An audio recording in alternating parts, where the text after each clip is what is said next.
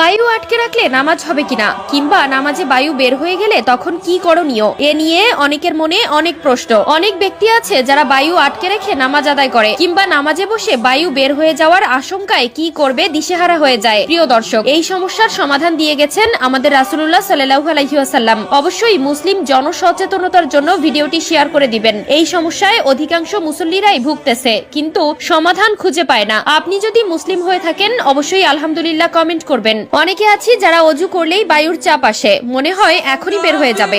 অনেকের নামাজে দাঁড়ালে এই সমস্যা দেখা দেয়। এখন প্রশ্ন হলো, বায়ু আটকে রেখে কি নামাজ পড়লে সেই নামাজ হবে কিনা?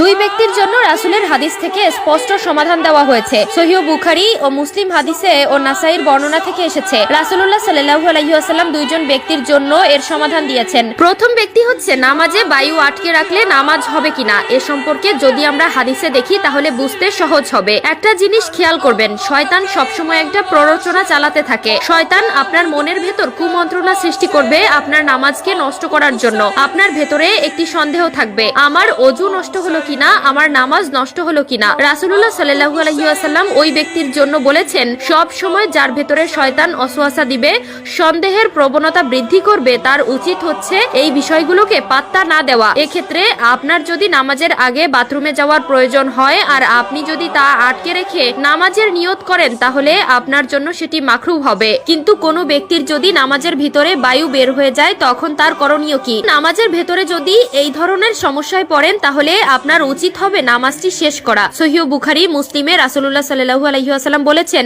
যদি কারো সন্দেহ হয় যে তার বায়ু বের হয়ে গিয়েছে, আগে তাকে সেটি নিশ্চিত করতে হবে এবং সে যদি নিশ্চিত হয়ে থাকে যে তার অজু নষ্ট হয়েছে তখন সে নামাজ ছেড়ে দিবে এবং সে যদি 10 কাতার সামনেও থেকে থাকে তারপরেও তাকে নামাজ ছাড়তে হবে।